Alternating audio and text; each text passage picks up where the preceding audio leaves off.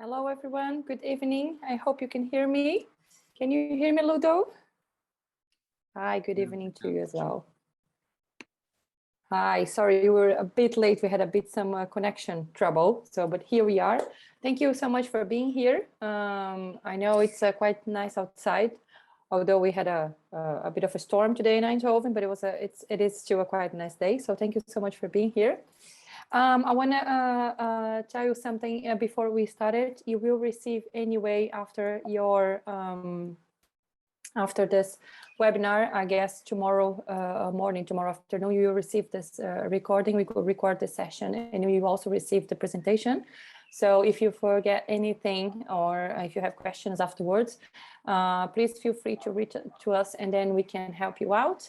Also, during the presentation, you can pop up your questions at the Q&A or to the chat, and my colleague Ludo will help you out. At the end of the presentation, we will answer all your questions if Ludo didn't do so during the presentation. So just so you know, we will be prepared. You can ask whatever you like, of course, regarding the buy market, and just to be clear. And then and let's see if we can help you out. So I am Diovana. I am from Brazil. I'm an expat buying manager and also a rental manager. I live in the Netherlands for about 13 years. I have 2 children, a daughter and a son. I moved to the Netherlands in 2009, so 13 years. I have rented many places and many before I bought my first house. I bought my first house in 2015. I renovated the complete house and I sold it, and I bought a new one and I renovated as well, and I might sell it as well. So yeah, just so you to understand that we are familiar with the market as well, and we are also expats. So that's I guess it's good to know. Let's continue. We'd like to get to know you as well. We made a little poll. Let me see. You have a few seconds to answer a few questions, just actually 2 questions. How did you find us, and what made you decide to buy? So I will give you about 30 seconds. There you go. I guess you guys can fill it up for us so we get to know you and to know how you find us. And it's good for us to know if you are able to reach out to people out there. Ludo, would you like to introduce yourself in the meantime? Maybe that is not a bad idea at all. Right. So, well, my name is Ludo. I am an expert buying manager in the Amsterdam area, the greater Amsterdam area. So also places like Zaandam, Almere, Amstelveen, parts of Haarlem, Hoofddorp. So if you think, well, Eindhoven is nice, but maybe I also want to explore the west side a little bit, fantastic, then you'll be in contact with me. I'm here today to answer all the questions that you guys might have, just like Diovana mentioned. So pop them in the Q&A either during the webinar or afterwards, so that we can answer them accordingly. Thank you so much. I appreciate it. So I will end the poll. I guess we had most of the people already answered. There we go. And we don't have to share it for now. Let's go further. A bit of what we're going to talk today: an introduction, market info, market drivers, what you need in savings, 3 tips to win in the market, and also the buying timeline, so you get to understand a little bit more, and maybe you find yourself in the middle or something like that. So feel free to ask your questions about as well. Greatness is in achievement, agents of others. This is our buying team, the whole buying team at H&N. Katie, me, Ludo, Rafaela, Ellen, Rick, and Philip, and we have a few more people coming in soon.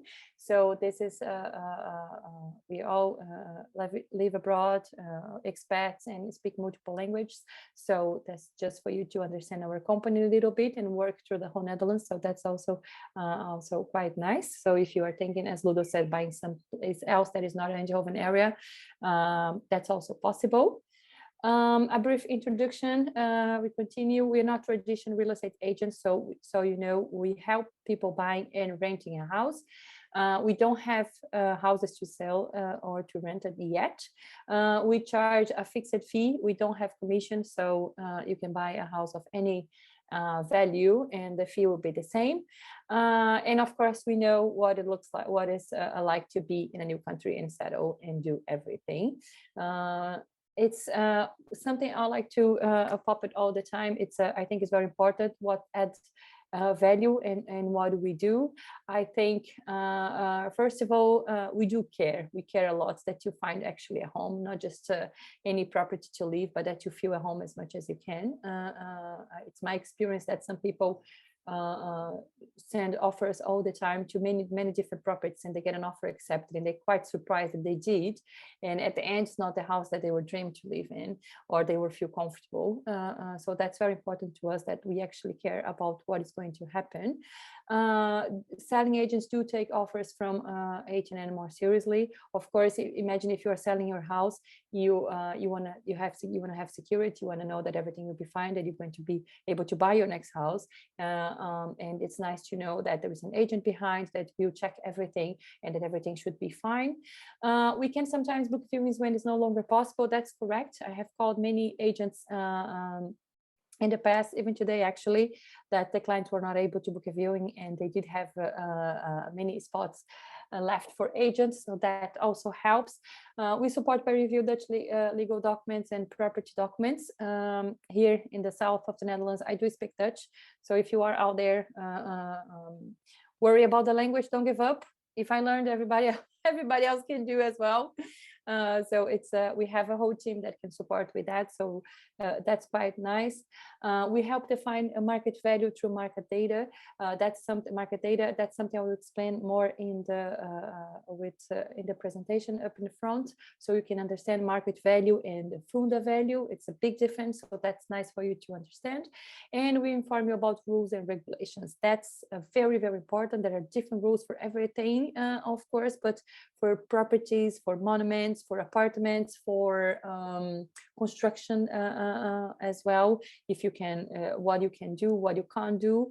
It depends on the neighborhood. There are things you can't change at all. So those are the things that will inform you to make your process more easy, or maybe to make your decision more easy.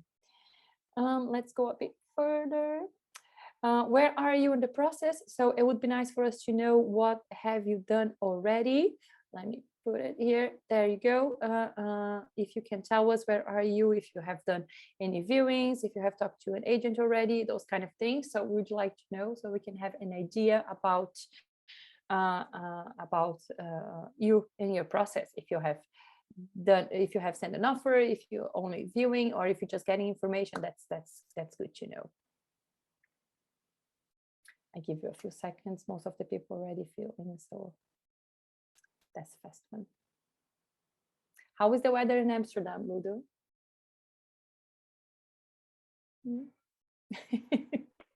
I had to find my unmute button. It was terrible. I, of course, had a technical inspection right at the moment that it started raining. As always, isn't it? Yeah, and I had to leave the office. But the sun came back, so I'm very happy about that. Yeah, that's good. And it's still quite warm, so that's also nice. It is warm, yes, indeed. That's nice. Yes. Yeah. So, all in all, not a bad day to be a buying agent. No.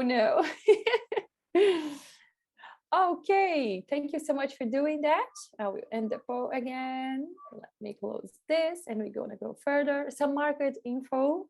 We see a lot of, you can see here the numbers. There's a lot of information around, so it's nice to put some information together. You can see the numbers from the developing and selling in the properties. The average price in the Netherlands, it's quite high. It went really high actually in the past few years.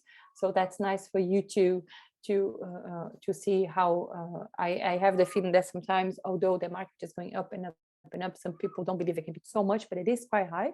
So just for you to have an idea, you can see from 2005, and it went down during the crisis between 2009 and 2014, and then it went up absurdly high, so that you can have a look. And we also have some numbers here from the Eindhoven market. So this is quite interesting. Average price is 453, and that I've been here for 13 years, and this is just insanely high.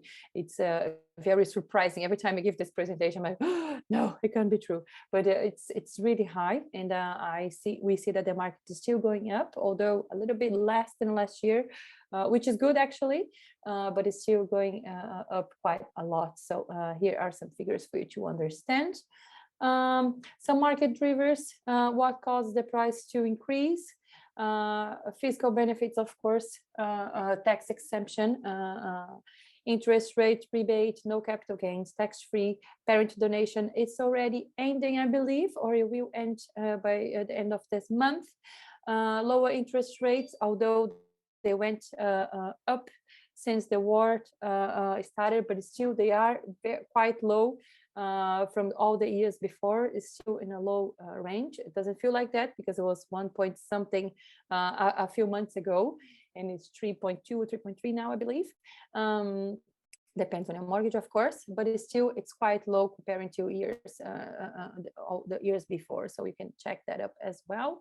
High rents, that's something interesting because the rent prices went quite high, especially in Eindhoven. I'm not sure a lot of people here probably are renting right now, so it's really high. If you compare even with last year, it went quite, I dare to say 50 to 20% more, which is absurd.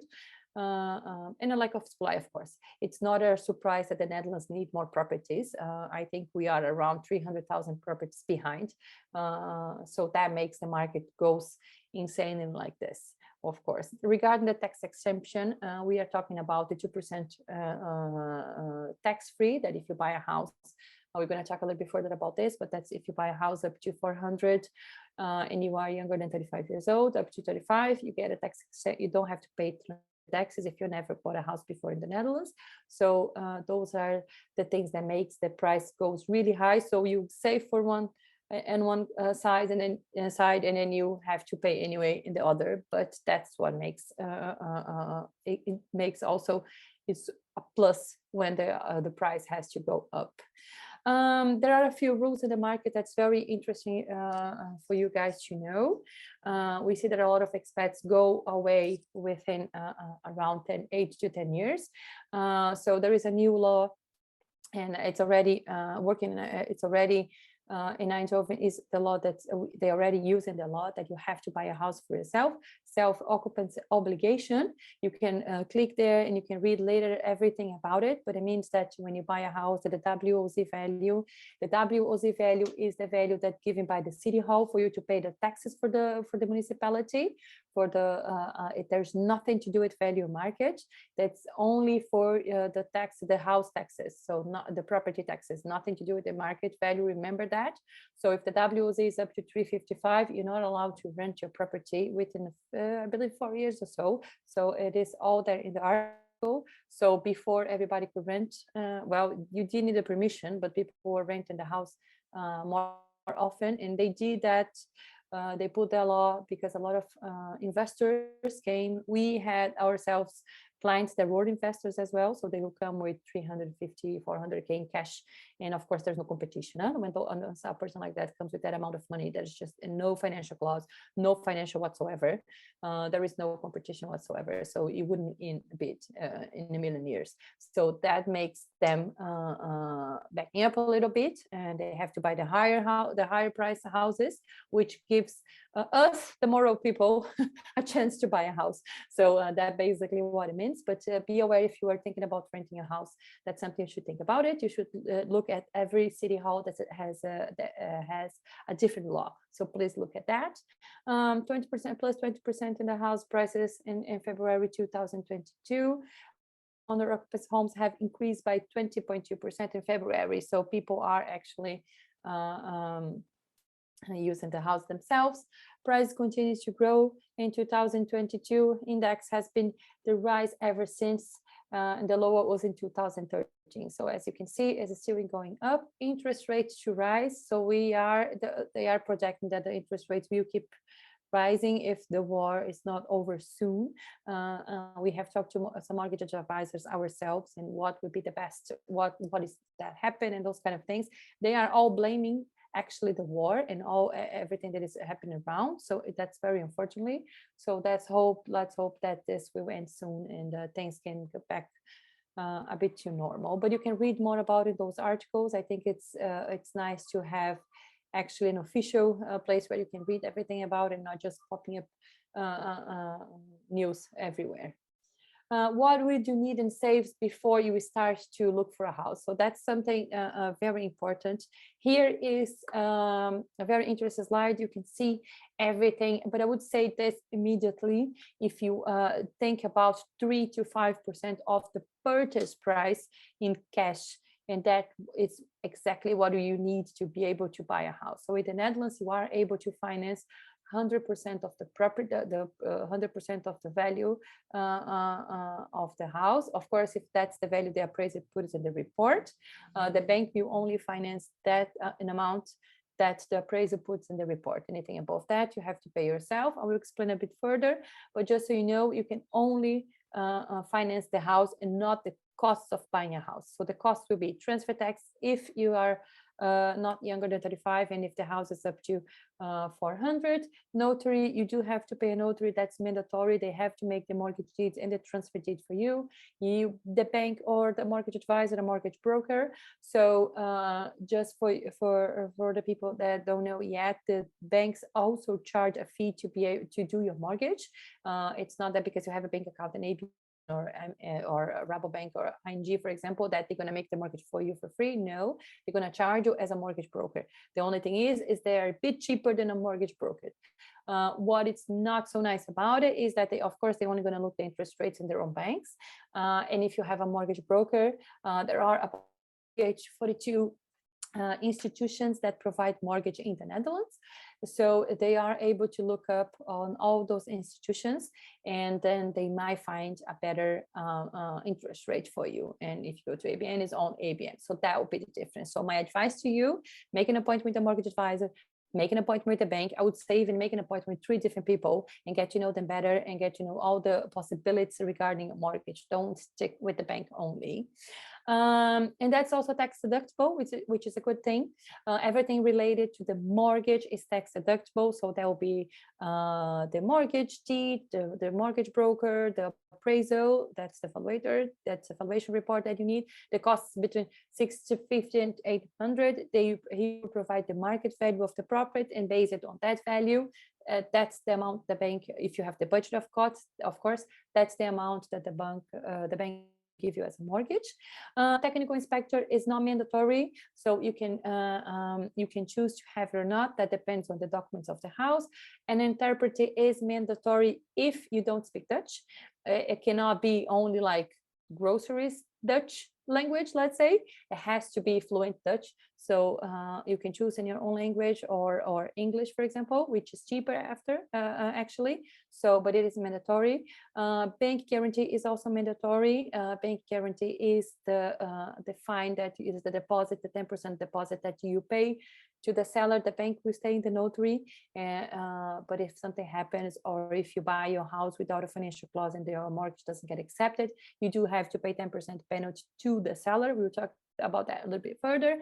And NHG is a type of mortgage that you can get where the interest loads are very low, much lower than a normal mortgage, but you can only buy a house up to 355, no more than that. And you do have to pay one-time fee to be able to get that specific mortgage, NHG. So ask your mortgage advisor about it. 3 tips to win in the current market. Value. This is one of the most important slides of the presentation. Value, of course, you need to know the real market value of a house. So here we put we put an example for you. The asking price of this house is 395. When I say asking price, is what you see on Funda, or is what you see. Oh, I'm sorry. For those who doesn't know, Funda is the official website to search for a house if you want to buy one, www.funda.nl. Some people might not know. 99.9% of the properties are on Funda. When you hear something about out of Funda market properties that pop up before that the selling agents put on Funda. Yeah, that happens, but it's not that often that it was before this craziness. Like 3 or 4 years ago, I used to receive houses because I didn't want to go through the Funda process. Now we receive less and less houses. So just so you know, it's most likely 99% of the time you will find the house on Funda. So, or you can always subscribe to real estate agents websites. They do tend to put the houses in there first, like 1 or 2 days before, and afterwards it will be on Funda. And also a tip, if you're buying Eindhoven area, I've seen it for the past, I would say 2.5 years, that the house will come on Funda around after 8:30 in the evening, 8:30, 10 o'clock, even into 11, the house will pop up on Funda. So that's, you have the chance to get your appointments. So put your notifications up and then you can and then you can see when the houses come up. But normally it's in the evening, just for you to understand. Okay, we're coming back to the asking price, to the market value. So for this lovely house is the asking price 395. And here, I will give you the example again, market value. So you went to this house, 395, and an appraiser, you got an offer accepted. An appraiser went there, and he said that the actual value of the house is actually, market value is 415, which means that if you have the budget, the bank will finance 415 for you. But in this case, the purchase price, instead of offer for 395 or 415, you offered 435. So in this case, the difference from the market value and purchase price, and here it's, you have to pay for it in cash. So what I want you to understand is from asking price into the purchase price is about a different, the difference is quite high, right? So, but when you look at this, because what is really, really important for you is the market value. The bank doesn't want to know from the price. They don't want to know asking price. They want to know the market value. So when people talking to you and say you have to pay 10, 20% more than the asking price, or what is the house is worth it. So that's what it means. So actually, if you pay 435 for this property and the appraisal, the market value is actually 415, you only pay 4.8% of the real value, or the market value. You didn't pay those, you know, that it's not always that you have to put 10, 20 or 25% above the asking price. What is important is the market value. So normally what they do, they put the market value lower on Funda so they can have even more people coming to the house. And I can use my colleague Ludo for 1 second, because in Amsterdam it's even worse, isn't it, Ludo? The market value and asking price value. If you can give an example, that'll be great. Yeah, it's terrible. Oh, sorry. So I'm in the office, so there's a few more people walking around. But yeah, in Amsterdam, it's pretty crazy. What we see sometimes is properties being listed on Funda for 450, for example, where the market value is already 550, 560. Yeah. That means you need to overbid more than 100,000 euros to even touch the market value.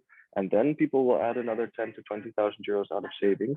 Yeah. So that is why it's very important to, well, I'm a little bit biased, of course, but to have a buying agent or someone that is has the knowledge and access to well, these market researches to define a market value based on that. Thank you, I appreciate it. Thank you so much. I like to use the Amsterdam example because it's really, really, really high. So it's a big different market difference. So that's why in Eindhoven it's not so high yet.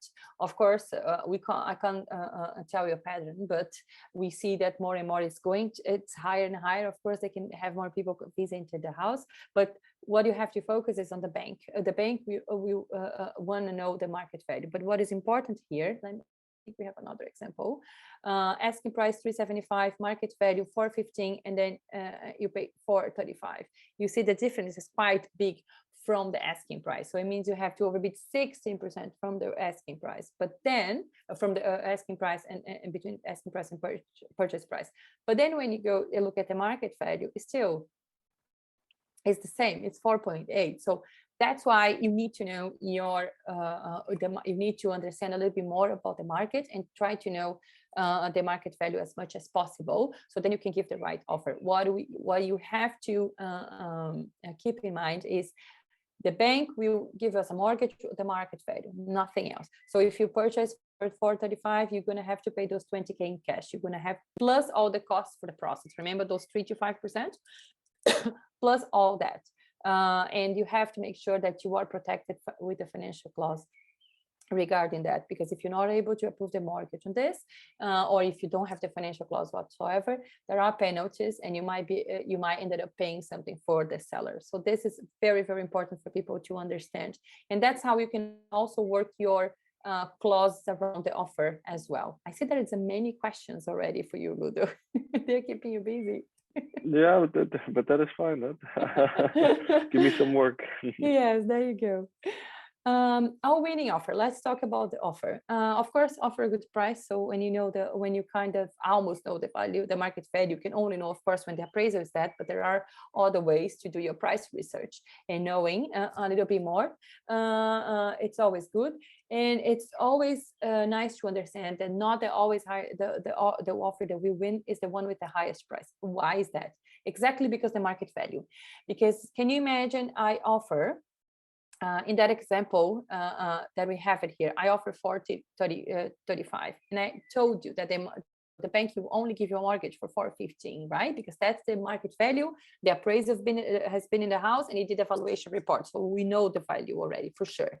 And then I offer 435, but if I put a financial clause of 100% on 435, so that's not going to be possible because the market value is 415. So the bank will only give me 415, which means that the bank will deny my offer. So although I have the most higher offer, the selling agent already know that it won't be possible to finance 435, only 415. Do you see? So even when you have the highest offer, if the conditions are not okay, if you don't understand the market value, it doesn't matter. You won't be able to win the offer. So that's why it's very important to do your price research and have someone that can back you up to do the best offer ever. Of course, offer security to the seller. The seller always want to know what kind of job you have, what kind of contract. If you have a mortgage advisor, you have someone, if you have an agent to back you up, so then they know everything will be fine and the offer will be approved. The mortgage will be approved, and then you can also buy another house, because otherwise it's not possible. Offer the least amount of hassle. I see a lot of people coming to us with this huge amount of clauses in the offer, and that makes really, I'm not saying take everything away, no, you have to be careful for sure, but also too many offers, too many clauses, a bit too picky about this or that. Remember, if you not buy a new house, there's always going to be things that need to be done. So that makes a difference in an offer. And of course, offer a personal touch. I can give you my example. When I bought my house, the people who want to sell my house, they want to have kids involved because they want to. It's a big neighborhood with a lot of. So they wanted to keep that going on. I did not have the highest offer. Of course, I'm in the market. It's easier for me, but just for you to understand, they wanted to meet us. We made a little profile and everything went well at the end. So that's quite nice that you can do those little things to make as much as you can make the seller comfortable is an ideal scenario. It will only fit you. Due diligence, the things that you meet after offer gets accepted. Technical inspector, again, is not mandatory, but if the building is older than 30-40 years or they never had forgot the name, a construction or renovation before in the house, or if you see at the house, at the documents of the house, that they had leakages in the past, or they didn't have much information about the roof, for example, it's always nice to have a technical inspector. That happened before. You get the offer accepted. I think I said something that will come up on the next slides, but that's okay. And also you're going to have the appraisal. That's mandatory for you to have a mortgage. The bank will not give you a mortgage without having appraisal been in the house. And that. Oh, there you go. That's what I said. Do you book them before or after it gets accepted? So before, at least the technical inspection for sure. There are a lot of people that book the appraisal after they sign the purchase agreement, because if you have 3 days, you see there 3 days cool-off period. Some people bring the appraiser on those 3 days. I find very risky. I would bring it before signing the purchase agreement. So be aware of that if you do that on your own. Oh, sorry. Sorry to interrupt you. I think in the question before it said, do you book them before or after making the offer? Oh, making the offer. Oh, I'm so sorry. Yes. So we do it before signing the purchase agreement, but after the offer gets getting the offers accepted. Oh, thank you. Appreciate it. Yeah, no worries. Just to make sure. So it is yes, offer after the offer gets accepted for sure. Then you get an offer accepted. You see the house. You already saw the house, and then you make sure that everything is okay. The technical inspector will make sure that everything is okay. Be aware that the technical inspector, he will not test, for example, the microwave, the oven, or those kind of things. He will actually look at the building structure and see if everything is working well, building wise, not little things, the kitchen, those kind of things, just for you to understand. So when your offer gets accepted, you have around 1.5 weeks to sign the purchase agreement. So that's the time where we bring the appraisal and the technical inspector. After you sign the purchase agreement, you have 3 days where you can, and of course, if the appraisal price is the one that you were expecting, during those 3 days, you can pull out of the offer without paying any penalty to the seller. You will have to pay whatsoever the appraisal and the technical inspector. Be aware of that as well. And so I always give a tip to the people who are watching: never sign your purchase agreement on a Monday and Tuesday if you are a bit in doubt. Sign always on a Wednesday, because those 3 days, they cannot be on a holidays or weekends. So if you sign on Wednesday, you still have Thursday, Friday, into Monday midnight to get out of the deal without paying any penalty. Let's see the timeline, so you understand a little bit of the process. So you start your search, you see many houses, you go to the viewings, you make your offer, it gets approved, and then you call for the appraisal and for a technical inspector to pay the house. Everything is okay, then it's time for you to sign the purchase agreement. Remember those 3 days. When you sign after those 3 days, you're going to start your mortgage application. So depends on your on who you use to do your mortgage, the bank or the mortgage advisor. They will tell you more or less how many time they need. An average of 4 weeks. I did have a client today. They approved his mortgage in 1 week. It was really fast. It was great. Yeah, but it really depends on the mortgage advisor you have.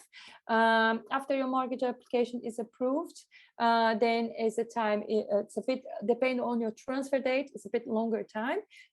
It's time for the statement of completion. Everything goes to the notary. The notary will do the draft of the purchase agreement, the transfer deed, and the mortgage deed. And when everything is settled, then you will receive your final note, your final invoice. That invoice, it will come all those costs from the beginning. Remember, the 3 to 5%. So mortgage advisor, your agent, I hope it's us. What else? The bank guarantee, all the taxes if it's necessary, all the things that you have to pay, those 3 to 5%, they will come on this time, and that's the time where you pay. And then let's say you have an appointment to get your keys on July 1st at 11 o'clock at the notary. So before you go to the notary, there is going to be an appointment called last inspection. And that inspection, it's about depends where the house is. If it's too far from the notary, it can be 1.5 hours before. You go into the house with the seller, with your agent, your selling agent, with the seller, and you do a last inspection. The house has to be in the same state as it was before when you saw the house. If anything get damaged in the middle of the process between your offer, your sign the purchase agreement until the day you get your keys, the owner of the house, of course, they have to fix it, but they cannot change anything in the house. For example, they cannot just, I don't know, break a wall because they didn't like it anymore. They can't, it's not allowed. And anything that has to be fixed, they have to tell you, of course. And then you go to the last inspection. You also take pictures of the meters, water, gas, electricity, and then you talk to each other. It's actually a very nice moment because you get to know the owners. Sometimes people don't know them before, and they hand you like a box full of papers of the house, or sometimes they have a very nice couch, they want to sell it. So then you can, you're going to see if it's the same conditions when you purchase actually, or they make a list of things they want to sell in the house, curtains, whatever, and then that's the time when you see that everything's there and it's clean and everything's the way you're supposed to be.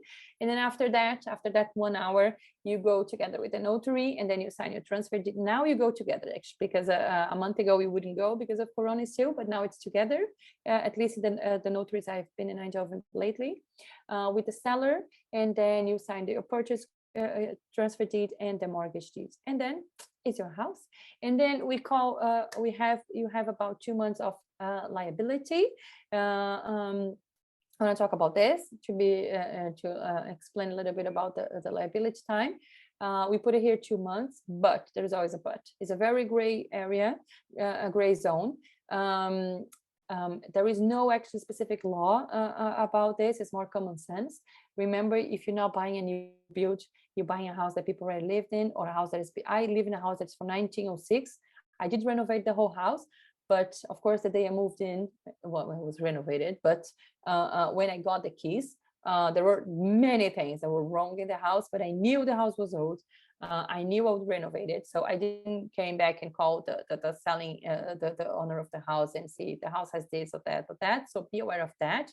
It has to be a common sense. So what I tell my clients: move in as quick as possible. Try everything in the house. If something doesn't work out, call the owner. Most of the owners are very nice. They are willing to talk. They will tell you what to do. But this is also to get your attention, because we know people that make this huge thing about little things that broke after a month or so. And that's why I want to make clear that is a gray zone. You have very nice owners and you have terrible ones. Most of them are nice, but you also have to have the common sense that if you're not moving a new build, then things might break, and then you have to fix it. So just yeah, common sense. That's the word. So that's how the liability works. Moving forward. Oh, there you go. Those are our package that we offer in our company. I can explain them to you afterwards, of course, if you want to plan an intake, but just for you to have an idea, the prices are right there as well. So let us know if you have any doubts about this. Oh, they took off they took the questions away. Okay, good luck then. Good luck with your search. Are they not mentioned in the second slide afterwards? Or? No, they were not there, you see? No, they pop up straight away. So we used to have here in a slide that with the most common questions that you probably would... Oh, yeah, the frequently asked questions. The frequently asked questions, yeah, because they're very common about, specifically since literally everyone has those questions, but apparently don't have it anymore. I'm so sorry I didn't see that before. But I guess, Ludo, do you have questions? Well, I have a lot of live questions, but I don't think that is the time to ask them. No, I think the majority of the questions are actually already answered. I got a lot of questions in, so they kept me busy. Very good. If there are any remaining questions, please pop them in the Q&A, and we can go over them in a live session right now. Yeah. So I'll give people a few seconds to do so. If nothing pops in, that is of course also fine. But I think things are coming in. So Kelly has a question, says, hi, is there any, or are there any benefits or disadvantages for single house buyers? To buy a house who are, as a one person. You want to be the only one who's going to pay the mortgage. I think that's the only, not really, no. I think a house is all, property is always an investment, especially in this country that the prices go high so fast. And it's much better than pay rent always. Of course, it depends on the price that you are looking for, but no, I think there is no, you might depend, it all depends on your salary. You might have, your budget might not be so high when you buy as a single person, but related to taxes or those kind of things, it's the same for everyone. So no, not really. No, so indeed, yeah, I would say that the disadvantage is that you might not have the same income as a couple. The only benefit I can think of is that you're owning it by yourself. So all the decisions you're going to make about the property is for you. Yeah. No questions asked. that can have its benefit. Yeah, definitely. Then I have a question from Suman. What kind of job contract qualifies for a mortgage? If someone has a fixed term, will that work as well? Or maybe as a freelancer? Yeah, it all depends. It really depends on it depends on actually in the institutions that are providing mortgage. So that's when a mortgage advisor come in handy. I'll give you an example. A very well, I can use my example actually. I bought my first house with one bank, and then when we went to buy the second house, and by then the bonus that we had was much better and it was bigger, and but the bank, the mortgage that we had it with the other bank, they didn't accept bonus as a part of income. So we had to jump to another bank. And thanks to the mortgage advisor, he found this insurance company that also provide mortgage. It's a Dutch insurance company that they accepted a bonus as part of income. So made it our budget much higher. But yeah, it really depends on your situation. Every contract is different. So I had a few weeks ago, and to be honest, the first house I bought, we were still in the probation time. My husband, I think, he was still on the probation time on his job. So you see, it really depends. So it's that's why it's very important for you to talk to someone and show your contract, because that will make a huge difference. And some banks will accept one thing, some banks will accept others, and there are depends where you're from, there are different regulations for the mortgage as well. For example, if you're from Italy, I know that you can't have, or you have to prove actually that you want a lot, but you can't have two houses. You can have a mortgage in Italy and a mortgage in the Netherlands. You just can't. You have to sell one of the properties. So it's really important that you talk to a mortgage advisor about this. And if you guys don't know a mortgage advisor to talk to, please send me an email after you're going to receive an email. So send me an email back. I can send you a list of people that I have worked with and my clients have worked with, and they're all our partners. And you can have an intake with them as well. Indeed. Perfect. Thank you. Then I have a question from Venkata, if I'm pronouncing that correctly. If not, please spare me. No, actually, that is incorrect. I just answered her question. So we'll move on to the next one. Shubi, if someone who is here on an ICT on-site visa, will that work? Or do we need to have an HSM visa? I currently have a contractual employment. That's what he or she said. I'm not able to answer that. I'm really sorry. You have only the mortgage advisor will know that. Yeah. So we advise you indeed have a chat with the mortgage advisor regarding these specific situations. What I can say is that there are a lot of mortgage lenders in the Netherlands, not just banks, but also insurance companies. And every lender has like 3 or 4 products. So there are 9 out of 10 times it is possible within certain specific cases to always get some kind of mortgage product. Yeah, so it's and also pension associations as well. They also provide mortgage. So yeah, they have all. It's I believe I have all types of clients with all my clients have different contracts, and they all had to go through different associations and or banks or insurance companies, because their contracts were all different and all different visas as well. So yes, a mortgage advisor it's very it's highly recommended in this situation, definitely. Okay, cool. Well, then I actually do have a question from Penkata. If a house is going to be purchased for commercial purpose, what costs would differ? For a commercial property, which means that you would open, it depends. You would like an investment property, I would like say. An investment property, yeah. Then the mortgage is different. Most likely the mortgage will be only up to 70%, if I'm not mistaken. Also a question for the mortgage advisor, but it's there are different taxes. Taxes will be around 8% instead of 2% of transfer taxes.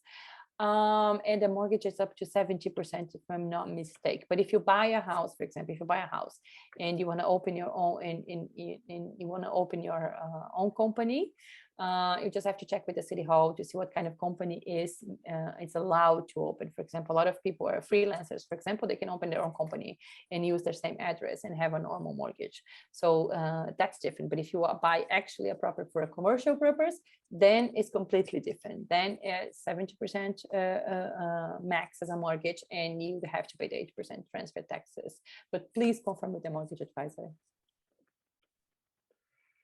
Yeah. Yeah, indeed. Okay, cool. Let's see. A question from Gopal. Can we use the house, for example, Airbnb if we go out for 3 to 4 months? Is it then considered as commercial? That's a trick question. Huh? Yeah, well, how can I answer that? Well, if I may, yeah, go I know for at it. least for the Amsterdam area, and I would have to say for majority of the Netherlands, there are quite strict Airbnb rules. Yeah. And I think it is currently that a maximum of 30 days you are allowed to Airbnb your property per year. If you Airbnb it for longer, you can get fines from the municipality. But also your bank can give you fines because then it at one point is seen as having tenants in the property, and you have a residential mortgage and not a buy-to-let mortgage, and a buy-to-let mortgage is more expensive. So there are a lot of things to watch out for. Yeah. Thank you. Sure, of course. Then maybe in line of that question, is it actually possible to buy a house and rent it out? Yes, it is, but you cannot have a normal. You're going to have a buy-to-let mortgage, and a buy-to-let mortgage is maximum of 70%, and the transfer taxes are 8% instead of 2%. So, but yeah, it is possible. Yeah, definitely. Just the mortgage is completely different. You have much more costs, but yeah, definitely. Thank you. Then a question from Jimmy. In the time schedule, the timeline mentioned the signing of the purchase agreement is before the mortgage application. Is it possible to apply for a mortgage before we sign the purchase agreement? Or if we sign the purchase agreement and we can't get enough mortgage, what happens then? Yeah, no, it is not possible. You have to sign the purchase agreement so they can apply. Well, they can't. The mortgage advisor will check how much is your budget, of course, and check all the documents, and we'll tell you what is going to be possible. But the official mortgage, you have to have your purchase agreement signed. They can start the process with the concept of the purchase agreement. Because before you sign the purchase agreement, you will receive a concept of it. And if you work with us, for example, I will go through the concept. A colleague also will go through the concept, and then together we're going to explain to you, and then I can already send that to your mortgage advisor, and he already can have the base. So, but he has to upload the signed copy of the contract to be able to proceed, of course, otherwise it won't be possible. And then if you don't get your mortgage approved, and that's when it comes the financial clause. If you made an offer with the financial clause, then it's fine. If you don't get your mortgage approved, you can pull out of the deal without paying any penalty. That gives you the protection, right? The financial clause. But if you don't have the financial clause, then you will, and your mortgage get denied, then you have to pay 10%. That's what you call the bank guarantee, and you're going to see them in almost all funda. When you click in a house, you can see them also in the end, what is going to come in the contract, and that's a 10% bank guarantee we call. So then you have to pay a 10% fine to the seller from the purchase price if you don't have a financial clause and your mortgage gets denied. That's what happens. So be careful, really. Yep. Okay. Then another question from Gopal. What about if I want to, for example, after 5 years, staying in the property myself, move to another country and rent out the apartment to a possible person? Do you then also have to pay the 8% transfer tax or things like that? So yeah, it all depends. It all depends on the way you do your mortgage, really. Again, this is something you have to confirm with your mortgage advisor, but it all depends how you do your mortgage. If you do have to keep your bank account, Dutch bank account open. You cannot just close everything and move out. And also your bank might make you sell the house since you are leaving the country. They're gonna pressure you to sell the house. Why is that? Because when you have a tenant in the house, there is a tendency that the market value is lower than a house without tenants. Because why is that? It's because the law protects the tenants and it doesn't really protect the owner. So that's why the banks, for you to have an idea, if you are renting your house and then if someone want to sell the house, you are rent. And if you have an indefinite rental contract, they can't make you leave the house. So that's how strong the laws are for tenants. So so the bank might make you sell the house. So you have to consult. It depends on your mortgage, but they won't make you pay the transfer, but they will make you sell the house, definitely. And they might give you a fine. So you have to verify that with your mortgage advisor and what kind of mortgage they will do, and depends on the institution as well that you get your mortgage from.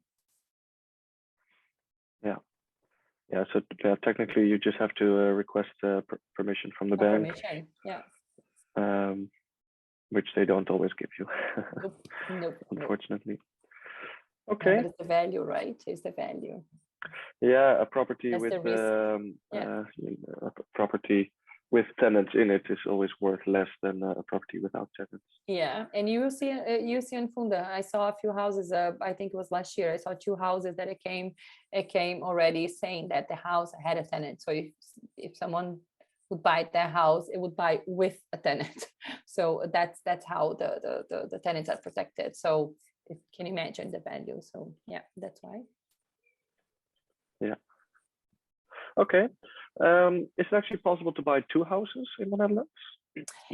If you have the budget for, why not? Definitely, yes, you can buy 2 houses. Definitely, if you have enough budget, if you can prove that you can pay, if you want to have 2 mortgages, for example, yes, it's possible.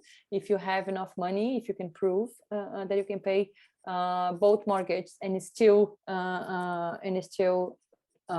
able to survive and pay all the other bills, yes. But now that the rules have changed regarding rent, it might be that one mortgage will be a normal mortgage, 100% mortgage, and the other one will be buy to let, because they will assume that you cannot register in 2 houses. That's definitely not possible. So they will assume you're going to rent it out the other house, and they might make the other mortgage as a buy to let. Yeah, that might happen.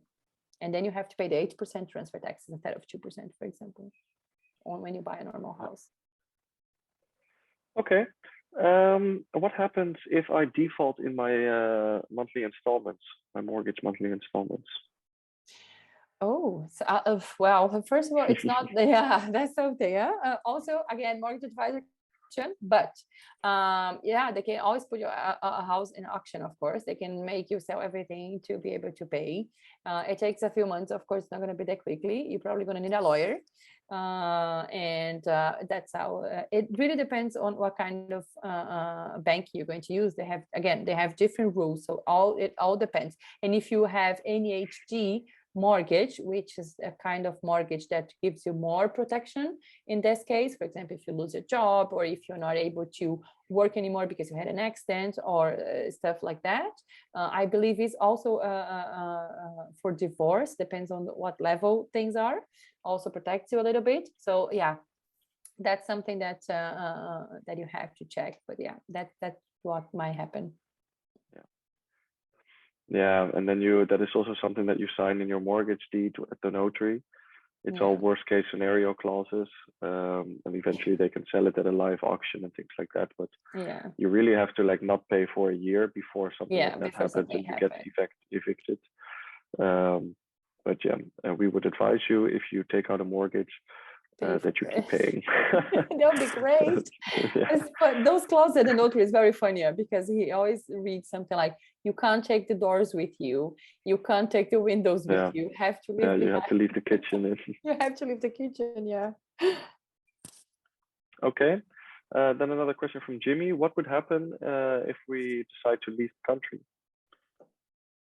Sorry, I couldn't hear properly.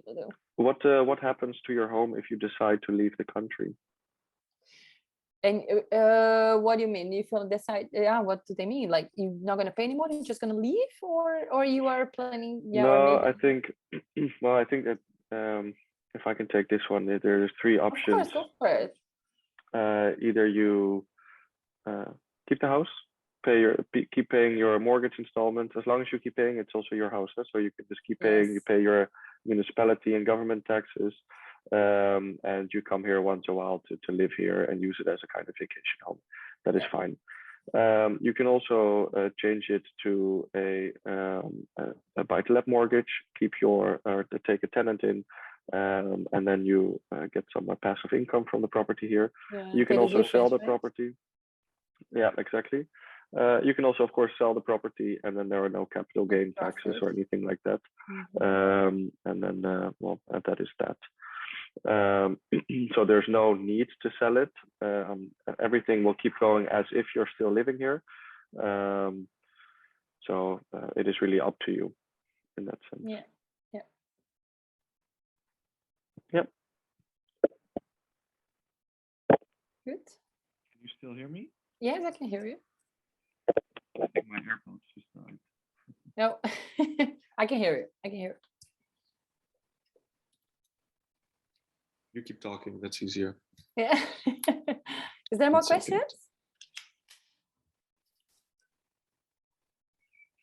You can still hear me. I can still hear you. Yeah, definitely. Here we go. Yeah, sorry. Like I mentioned, we're looking. No, it's okay. We can hear you. Charged. It doesn't That's work. okay. We can hear you properly. Don't worry. Cool. Another question from Claudia. Is it possible to apply for a mortgage in the Netherlands, being a EU resident, but non-resident in the Netherlands, to finance part of the purchase value of an apartment to be, for example, used as an accommodation for my child? So your child would be here and you would buy for them. Yeah, so pretty much meaning, is it possible to get out a mortgage in the Netherlands while not being a Dutch resident? No, you will need to have a BSN number. It's the social security number. You have to have them. We had clients before that they start the process because we knew they would be here and register. And then after they were registered, it took like 3 weeks to everything be settled, but you need to have a BSN number. No, it's not possible. Okay, cool. Thank you. And then a question from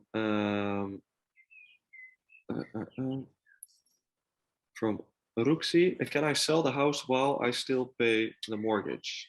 Yeah, definitely. Yes, you can. Again, it all depends on the kind of mortgage you have. I remember there was a client a few years ago. They had a mortgage that they could only sell the house after a year. They bought it, but I don't think those contracts apply anymore. But you definitely can. I did with my first house. I bought it at the end of the crisis, and I made a bunch of profit, and I bought the second one. So yes, you can definitely. Of course, you do. You have the rebate of the interest rates. You can only use that once. So let's say you apply for a mortgage for 30 years and you have the rebate for 30 years. So if you buy a new house and you live there already 3 years and then you sell the house, then you only have the rebate for you. Although you're going to get a mortgage for 30 years again, you only have the rebate for 27, just so you know. Yeah. Okay. I think that is it. Okay. Those are all our questions. Yeah. Okay, that's good then. Thanks very much. Thank you so much. Yeah, thank you so much, Ludo, for being here as well, for helping me out. And thank you so much for everyone that has been here. I think we still have time to enjoy the weather outside. So yeah. And again, if you have more questions or if you got something or if you want to book an intake with us, please just pop me an email or if you, It doesn't matter what, if it's regarding the buying or the process, just let us know. And if you need some names from mortgage advisors, the same thing, just send me an email. I can send you back some names, some good names that you can also ask about the mortgage, more specific cases if you like. Yeah. Perfect. Thank you Thanks so very much, much, everyone. Leo. Thank you. Appreciate it. And have a nice evening. You too. Bye-bye, Bye, guys. guys.